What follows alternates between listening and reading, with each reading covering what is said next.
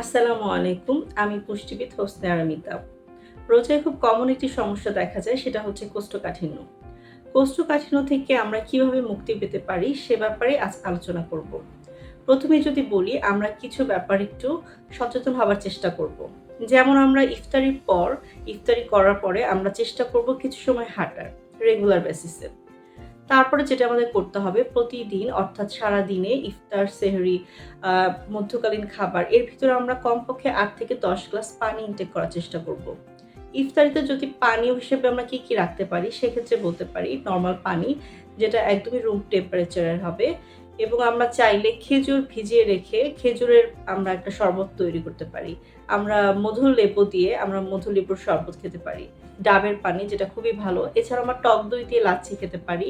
এই ধরনের পানীয়গুলো যদি আমরা ইফতারে গ্রহণ করি তাহলেও কিন্তু আমাদের কোষ্ঠকাঠিন্যের সমস্যাটা অনেকাংশেই কমে যাবে। এবং আমরা খাবার হিসেবে যে খাবারগুলো খাবো সেখানে যেন ফাইবার সমৃদ্ধ খাবারগুলো বেশি থাকে সে ব্যাপারে আমরা চেষ্টা করব। সেহরিতে আমরা চেষ্টা করব যেন আমরা সবশেষে একটু টক দই খেতে পারি।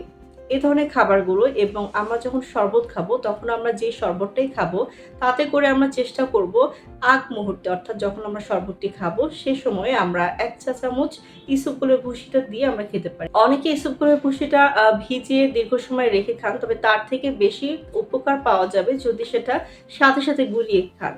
তো এই ধরনের পানীয় এবং একটা নির্দিষ্ট সময় মেইনটেইন করার চেষ্টা করবেন প্রতিদিন পেট পরিষ্কার করার জন্য।